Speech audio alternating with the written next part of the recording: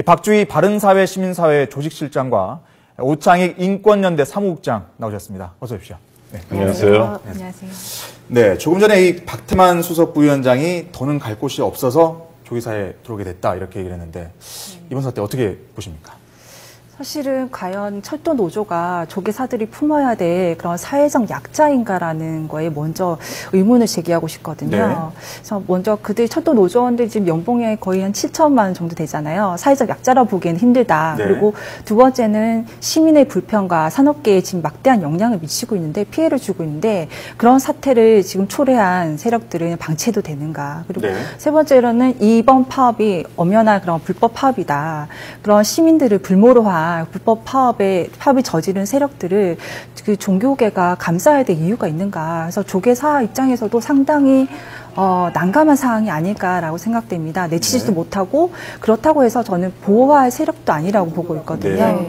네, 지금 조계사가 분명한 입장을 밝히지 않고 있다면 그런 명분 없는 파업에 좀 동조하는 걸로 보이지 않을까라는 좀 우려도 있습니다. 네. 오창익 사무국장님. 네, 의견이 너무 많이 다른데요.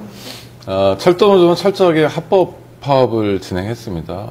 냉각기간 가졌고 조합원 투표 거쳤고 지금 철도노조 지도부들이 문제가 된 건 업무 방해입니다.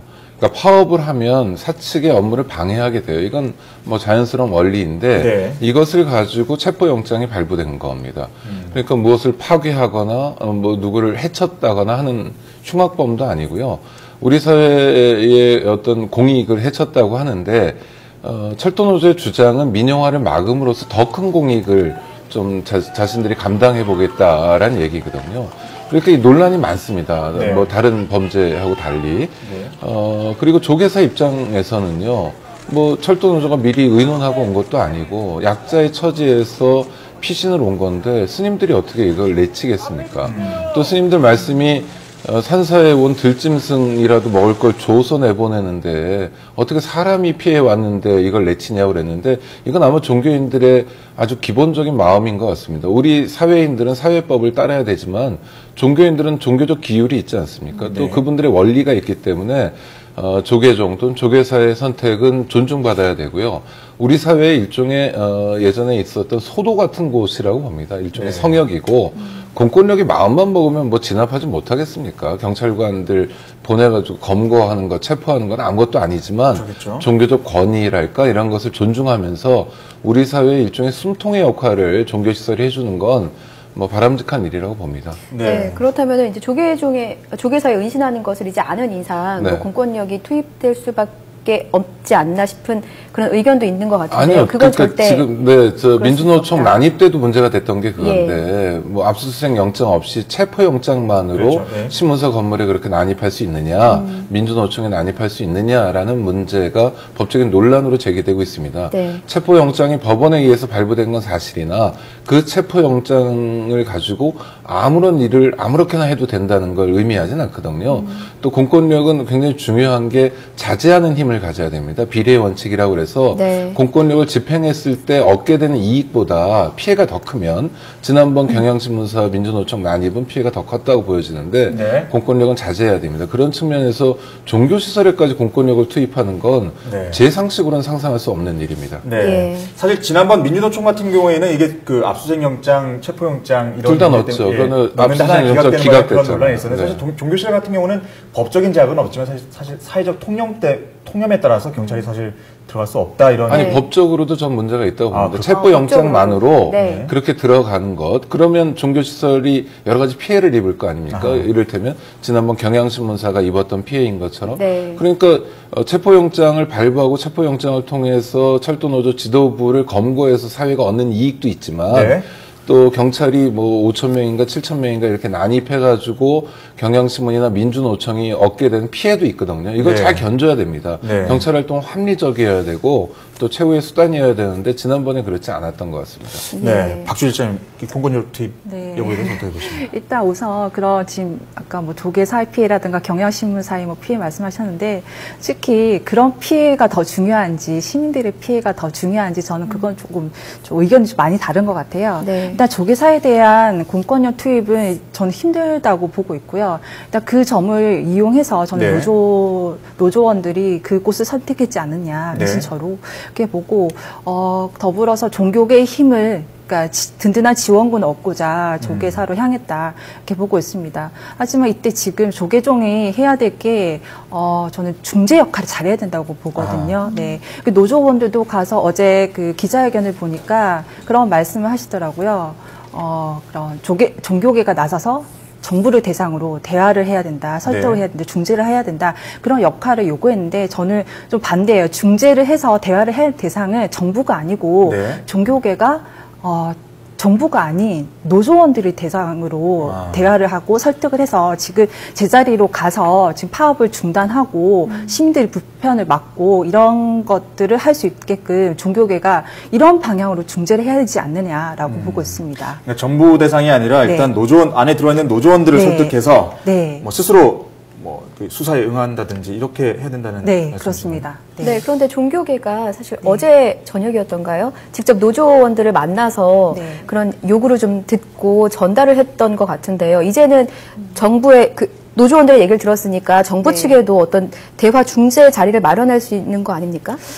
저는 종교계가 사실 지금 뭐 그런 노조원들이 조계사 안에까지 들어갔기 때문에 네. 종교계가 나서서 노조원들을 설득하고 이 문제로 나섰지만은 속세의 문제에 종교계가 나와서 뭐 정부를 타협 대상으로 어떻게 해라, 뭐 정부 정책에 대해서 어떻고 하는 얘기는 네. 솔직히 조금 힘들지 않을까라고 좀 본인들이 영역을 벗어난 게 아닌가라고 보고 있습니다. 예. 네. 본인들 영역을 벗어난 건 정말 스님들한테 그런 요구를 하는 건 과한 것 같습니다. 스님들 보고 네. 피신하러 온 약자들을 잘 설득해서 내보내라는 건 정말 과한 요구인 것 같고 네. 파업을 통해서 시민의 불편이 있는 건 사실인데 이건 굉장히 논란이 큰 사안입니다. 왜냐하면 네. 잠시 불편하더라도 철도 민영화를 막겠다고 철도 노조에서 주장하고 있거든요. 네. 이게 민영화인지 아닌지에 대해서 좀 따져볼 여지가 있다는 건 사실이지만 철도 노조의 주장이나 철도 노조의 파업이 허무맹랑하거나 공익적이지 않다고 주장할 근거도 별로 없습니다.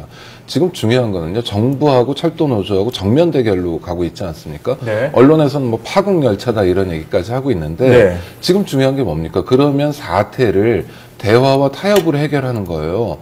그런데 정말 이상한 건 정부에서는 법과 원칙만 내세우고 있고 오히려 철도노조에서 대화와 타협을 이야기하고 있습니다. 아마 철도노조가 약자이기 때문에 대화와 타협을 더 이야기하는 것 같기도 하지만 실제로 제가 지켜보기에는 정부보다는 철도노조가 훨씬 더 합리적이고 훨씬 더 사태 해결에 진지한 관심을 갖고 있는 것 같아요.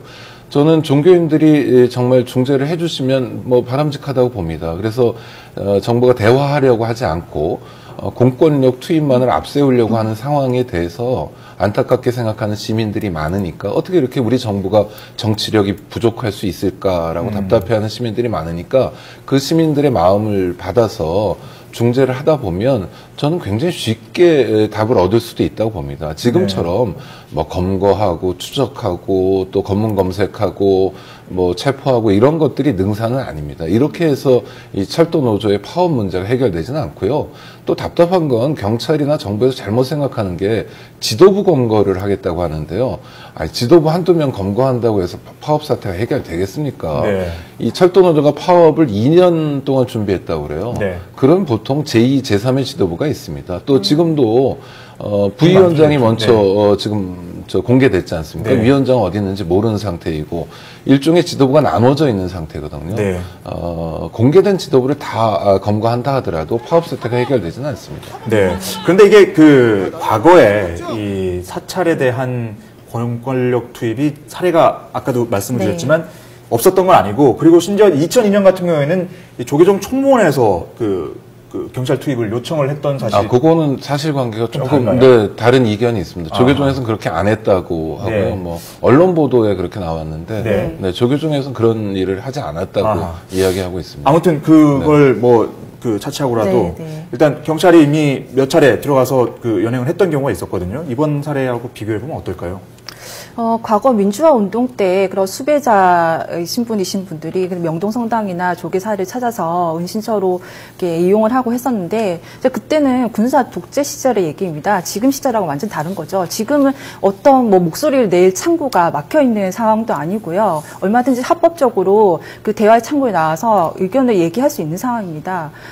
지금 일방적으로 그 정부가 이 지금 철도 그 자회사를 설립하는 거를 일방적으로 지금 밀어붙였다고 얘기하는데, 사실 이 문제는 전문가들 계속 협의해서 정부가 그래서 수년 전부터 얘기했던 거고, 공기업 개혁에서 수차례 얘기했지만은 그때마다 철도 노조가 반대 입장하고 이런 파업을 벌였기 때문에 계속 뒷걸음쳤던 정부였던 것 같습니다. 그래서 이번만큼은 정부가 아주 강하게 저는 나가는 게 맞다고 보고 있고요. 그리고 그런 종교 시설에 그 노조원들이 들어가서 피신하는 상황에서 그러니까 몇 년 전이죠. 명동 성당도조차도 이런 노조원들이 일부 신도들이 이제 반발을 하고 하니 그런 경찰에 시설 보호 요청까지 하는 이런 마당입니다. 그래서 더 이상 종교 시설이 그런 은신처로 제공되는 그렇게 노조원들이 이용해서는 안 된다고 봅니다. 네.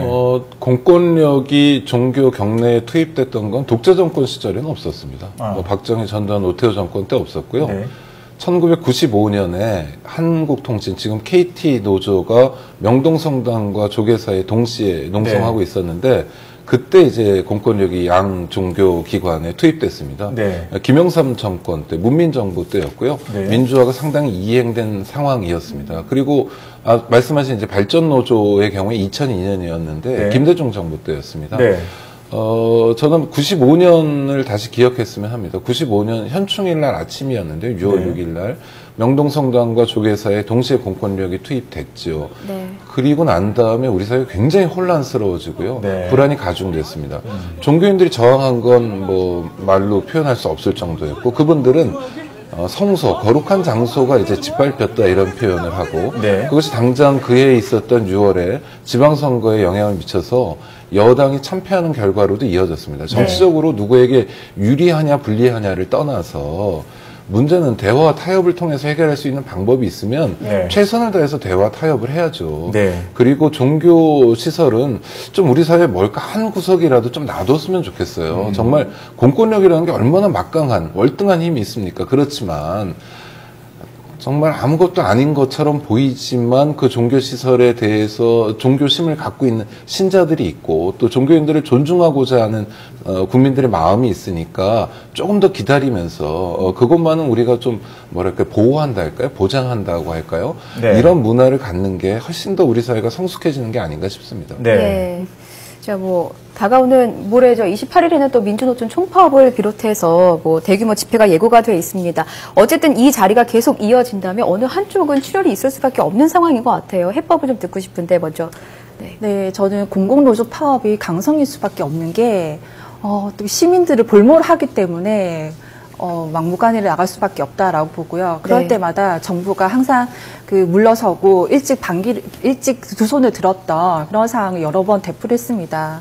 그래서 지금 상황에서 박근혜 정부가 내세우는 게 철도 산업에서의 공공개혁을 얘기하는 거지 철도 민영화를 얘기하는 게 아닙니다. 네. 그러하기 때문에 지금 철도 노조원뿐만 아니고 철도 산업이라는 것이 지금 모든 박근혜 정부의 그런 공공개혁의 처음이다라고 보고 있기 때문에 민주통일이라든가 다른 곳이 다 총력 집결한 그런 상황인 것 같아요. 그래서 저는 이번 정부가 이번 개혁에서 철도 파업에 있어서 물러선다면 이후에 공기업 개혁도 모두 다 뒷걸음쳐야 되지 않느냐라는 생각이 들기 때문에 이번 공공개혁을 강하게 밀고 나가야 되고 어떠한 불법 파업도 용인해서는 안 된다고 봅니다. 네. 원칙을 고수해야 된다는 말씀이신데. 제일 바보 같은 정치인 정권이 국민과 싸우는 겁니다. 네. 철도 노조가 국민의 전부를 대변하지는 않지만 많은 국민들이 그렇게 요구하고 있습니다. 강경 대응을 일삼는 것보단 가능하면 대화 타협을 통해서 문제를 해결해야 된다는 거죠. 저는 지금 우리 박근혜 정권이 계속 악수를 두고 있다고 생각됩니다. 민주노총 난입이 그랬고요. 그래서 결국 뭐 철도 지도부 한 명도 검거하지 못한 거 아닙니까? 아주 네. 코미디가 돼버렸는데 네. 지금도 이제 여러 가지 악수가 반복되고 있는데 지금이라도 뭐 종교인들의 중재를 받아들이던 또는 의회 차원에서 진행하든 간에 대화를 할 가능성은 저는 얼마든지 열려 있기 때문에 정부가 대화에 나서야 하고요. 그건 정부가 지는 것, 물러서는 것이 아니라 훨씬 더 성숙한 모습을 보이는 겁니다. 아니 정부는 대화 안 하겠다고 그러고 철도 노조는 대화하겠다고 그러고 이게 정상적인 정부 상태인지 잘 모르겠습니다. 그래서 네. 지금이라도 훨씬 더 큰 용기, 큰 마음을 보여줘서 이번 사태를 해결해야 우리 국정을 책임지고 있는 정권으로서의 책임을 다하는 거라고 봅니다. 네. 무조건 네. 강경 대책만 앞세우는 건 정말 잘못된 일이고 능사가 아닙니다. 예. 네. 알겠습니다. 오늘 두 분 말씀 여기까지 듣도록 하겠습니다. 네, 고맙습니다. 고맙습니다. 고맙습니다.